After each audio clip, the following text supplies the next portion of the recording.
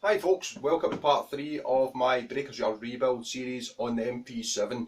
Now, I apologise for this video taking so long to get out. I was going to try and get one every week or so until the project was done, but I ran into a sort of minor health issue that's held me up and killed momentum. So in the process of getting that momentum going again, I've changed the order a little bit. I was going to do the gearbox in this one. I think I said that at the end of the last video. I've put that on the back burner and I'll explain why later on. A couple of changes being made there. So to get the momentum moving again, I have done the thing that felt most straightforward for me and easy to do that would give me a tangible result, and that was the paint of the gun. Now, when I discussed it before, I'd mentioned I came up with a camouflage pattern, and the one I went for, it's not going to be popular with everyone, but I've wanted a gun painted like this for a while, so I've went for it. And it's based on a camouflage pattern you could get in the downloadable content for Call of Duty Ghosts, I believe it was. And it's basically a neon multicolour undercoat with tiger stripes on it. So in the last video I showed that I had primed the shell of the gun in white primer, and that was because these colours need a white primer in order to shine through. If you give them a grey primer they can be a little bit dull.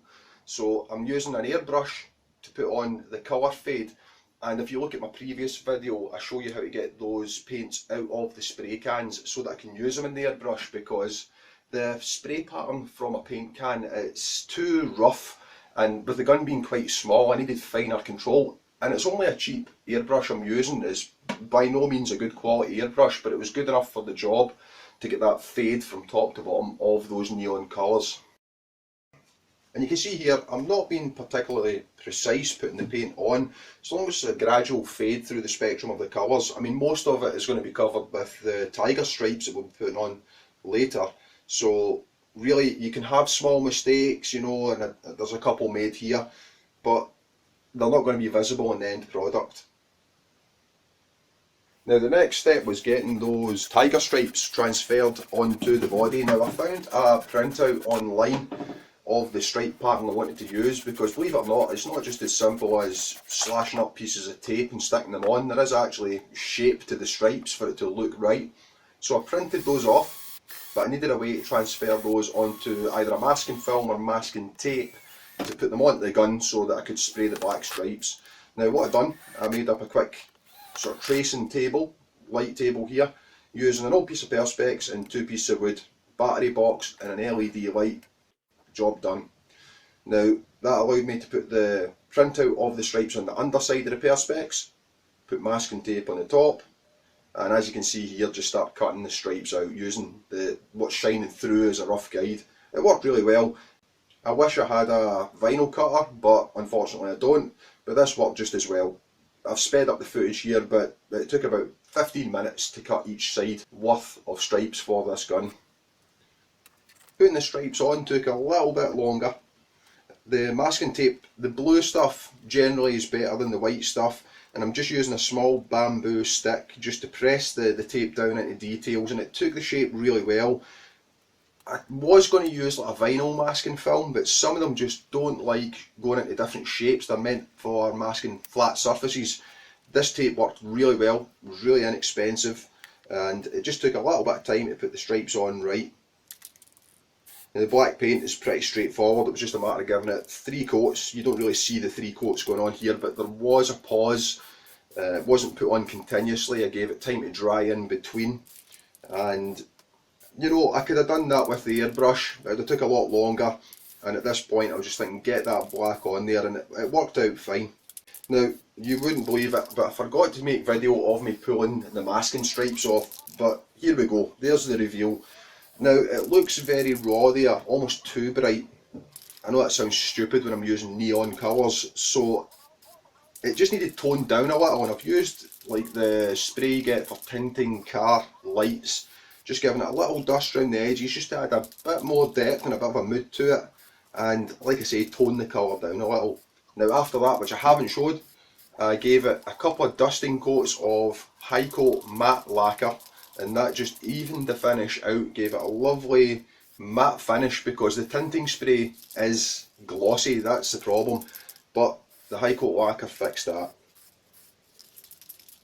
So reassembly, I'm just putting the parts back in here that I didn't show in the very first video in the strip down, hammering the small pins in for the various catches and things like that. I'm not going to show you the whole reassembly because it's the reverse of what I done in that first video, so if you go and look at that video, or I'll try and put the link on the screen, you'll see how to do that. It's very, very straightforward. Now the main tip I could give you if you're putting this back together as stock is to tape the wires for the motor together and tape a thinner piece of wire onto those. It just helps pulling it through the space because it is very tight in there, and getting those wires and connectors through the small gaps so that they can be connected onto the trigger assembly. So there, that's it painted, and like I said, it's not going to be to everybody's taste. There's some out there that will think I'm committing some kind of sacrilege with painting a gun like this, but that's what I wanted and I love it. That's the beauty of Airsoft, you know, you can do what you like, it's up to you. You don't need to conform to fashion or anything like that. Do your own thing. Some people go down there, they take it super serious, realistic guns, loadouts. Some people just go down in jeans and t-shirt and have fun. It's up to you. But yeah, I'm happy with it. The MP7 itself, I mean, it's a compact platform machine pistol, but at the same time it can fold out, the sights pop up, and it gives you, you know, a bit more accuracy if you want to take those longer shots, which probably won't be that often. But I've got a suppressor on there, a better sight, so it's still got a bit to go. But apart from that, I said at the start that I was mixing the video about a little bit. Now, the paint job I done on this, I actually done it 2.5–3 weeks ago before I fell ill. So the reason this video is a bit rushed and sort of hashed together is because I just needed to get moving again. But at the same time I'd lost my place a little, so I just had to get all that footage and put it together in a video. So I hope it's been useful and I hope it's been enjoyable. But I put the gearbox onto the back burner because I put it back together stock and I was really disappointed with the power. Even fixing the compression issues, I only gained about 40–45 FPS, which isn't too bad, but it was still only making maybe 190 at best.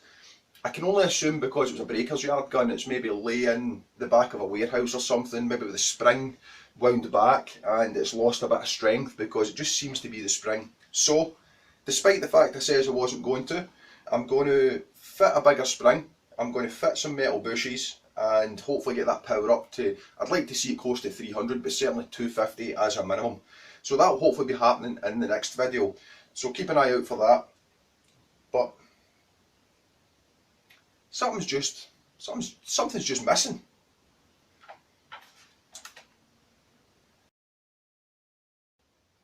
That's better. What do you mean I look like a dick?